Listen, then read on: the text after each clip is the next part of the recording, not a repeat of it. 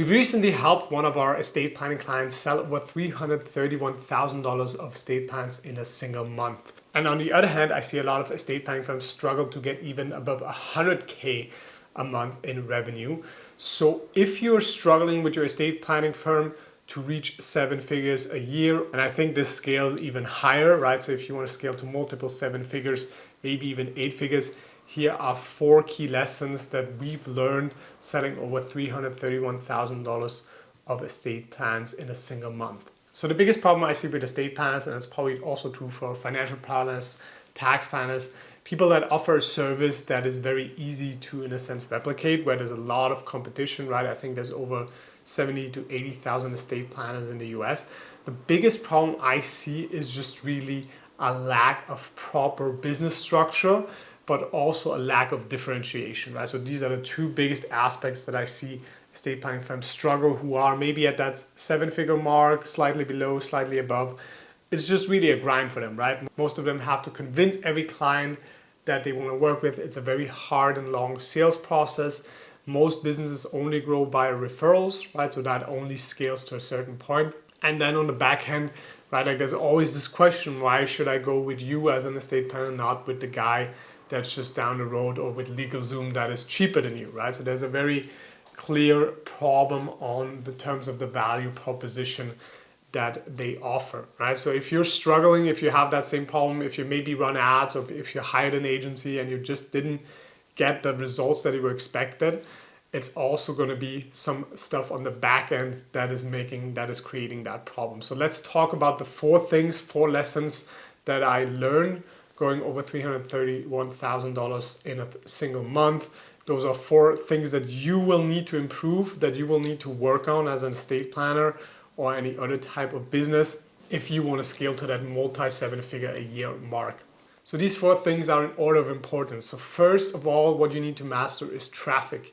You need to generate a lot of attention. You need to generate eyeballs that focus on your business, on your service, right? So that means your SEO needs to be dialed in, right? Like you need to get organic traffic from Google, in my opinion, in 2025. That's just a must-have, because those are going to be one of the best clients. The other things that I think you have to have dialed in is advertising, right? So whether that's Google ads or Facebook ads, or preferably both, YouTube ads, there's also a place for this. But you need to have some sort of way that you can just dial up to a certain amount of spend and then get clients from that. Just full transparency on that client where we sold over $300,000 a month, we spend about $40,000 to $50,000 a month in advertising, right? So that's still a phenomenal return in terms of multiple with advertising. This is mostly Facebook ads, but a little bit of Google ads as well. But you need to have something where you can then also spend like $100,000 a month and just double your revenue again, right? Like you need to have something that's controllable. Referrals are not a controllable source of new clients, right? That works well until maybe like 7 figures. Some people reach 7 figures with referrals. But if you want to go above and beyond that, you will need a scalable source of traffic, right? So my main recommendation is get Facebook and Google ads dialed in. I like both of them.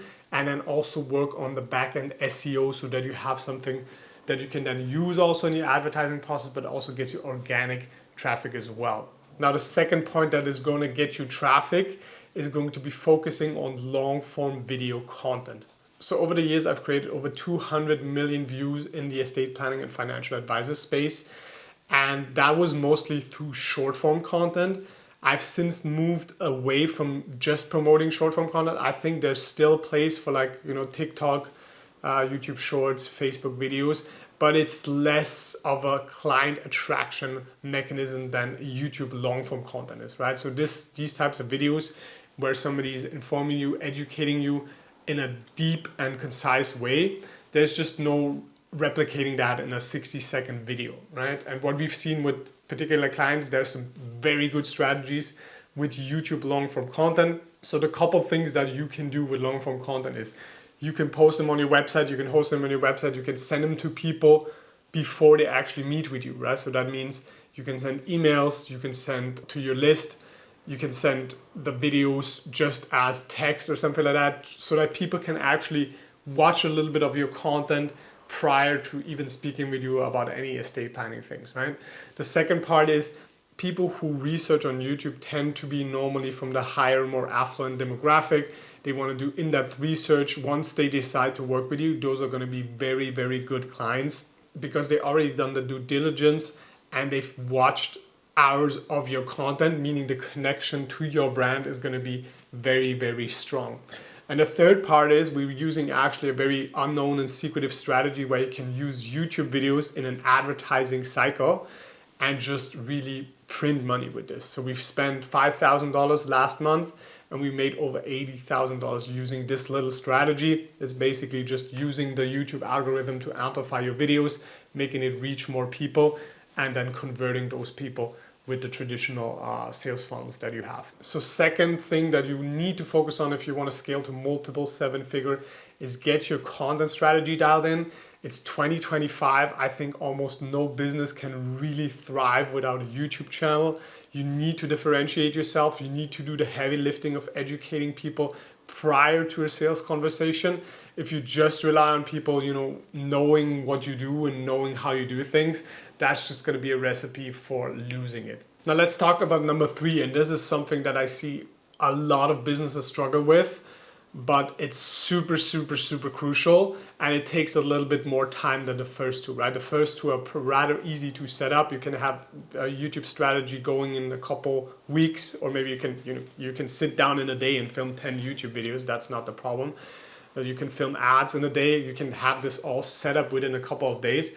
But number 3 is dialing in your sales process and seeing yourself as a business, as a professional that just sells this product. Because the problem is a lot of lawyers, a lot of financial professionals in terms of estate planning, they're just used to people coming to them. They're just used to referrals. It's super easy to close a referral, right? You can put any person there. If somebody is a referral, you're just going to say like, yes, I trust you. I want to spend money with you. I know the price, blah, blah, blah, blah, blah. But if you want to convert cold audiences, right? So people who actually don't know you, who don't even know if they absolutely need your product. They might want your product, but they're not 100% sure. If you want to convert these people, you need a dialed in sales process and you need to grow a sales team, because estate planning, as well as all the other one-time financial product sales, right? So that means, something that's $5,000, $10,000, but you sell it one time and you don't have that recurring revenue coming in every month, every year. You will need to have a sales squad. You will need to have a professional team that closes these leads, that follows up with them, that sends them valuable content, that keeps them in that sales conversation, and that just continuously provides value and absolutely can work within that longer sales process that we typically see within those products, right? So we see it for like Roth conversions, financial wealth management planning, estate planning, all of those things that have like a one-time sale component. They just have like a longer sales cycle. The audience likes to get informed. So the best practices for sales is like, first of all, you need to build a sales team. That means you need to hire and train professional salespeople. Then second of all, you need to produce that content, those valuable pieces that your salespeople can actually follow up with value. That is not just a conversation about, hey, I just wanted to check in, see if you want to buy my product, right? That's not really how a lot of people want to be sold to. They actually want to have them continue the conversation, say like, hey, here's a video, here's an article that we released in this paper, here's a webinar that we're doing, kind of like just keep increasing that value, and then over time these people will close. So that's point number 3, and this is what this client particularly did very well. They really built a sales squad of 8 salespeople who just keep on following up with people, dealing with people, and just keep on increasing the value. Now granted, they can do a lot of things better, but that's the first point to start, right? Like, treat yourself as a professional business. Don't think because you're a lawyer or a financial advisor or any person who provides a valuable service that people are going to come to you, right? Like, that's true for any type of businesses. You will need to increase the perceived value of your product. You will need to build the brand. You will need to build the connection, that human-to-human connection in the sales process, and then close people in a very professional and systematic way. So that's super important, and that's one of the key steps of growing businesses past that 7-figure mark, to actually build that sales team and to also train them properly. Now, last but not least, number 4 is hosting live webinars every month, right? I think this is just one of the best tools that you can use as soon as you start putting the other pieces into play. you're going to get leads. You're going to get people who are interested. You're going to get people who close, who become clients, but also people who are not yet ready for your service, right? But you want to keep them engaged. You want to keep them informed. You want to create valuable content for them. And in my opinion, the best way to do that is to have a monthly live webinar schedule. And here's the reason why. Because you can use that webinar for everybody who comes into the process from the beginning to actually send them prior to their engagement. You can send them the newest webinar. You can give it to all of your salespeople. Say like, hey, here's a live webinar. Invite the leads that you're currently talking to that live webinar. Create a little bit of brand connection, create some valuable content, let them ask questions, and then reach back out again, right? So the webinar is an excellent tool to continue the conversation, to reach back out. But you can also post webinars on YouTube, right? You can use them in so many different ways. You can transcribe them, you can put them on a page, you can use them for SEO. So there's a lot of tools here. And the factor is like a lot of people are using these pre-recorded webinars. I think those have worked well in the past, but now it's 2025. People want that live interaction. People want that connection. People want to know that the other person is actually not an AI clone. So, and they want to ask questions. So I think that that's one of the ways that live webinars just really are a great tool of getting new people into the business, but also converting those existing people from like the next time, right? So to keep them engaged, keep them going, and close them over the longer sales process. So just some stats here. Normally we can always book another 10 to 20 to 30 sales conversation off of each webinar that we do, right? And at the price of, I don't know, between like $100 to $300 for each booked call.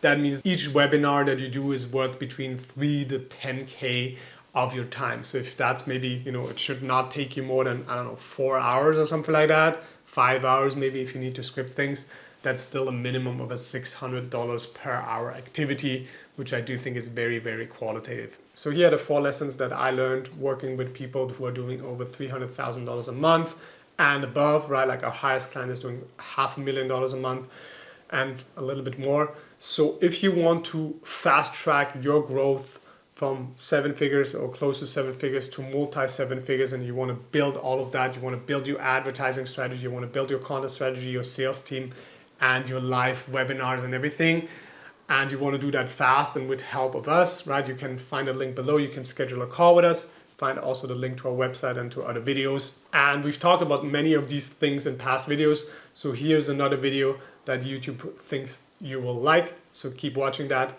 and talk soon. See you in the next video.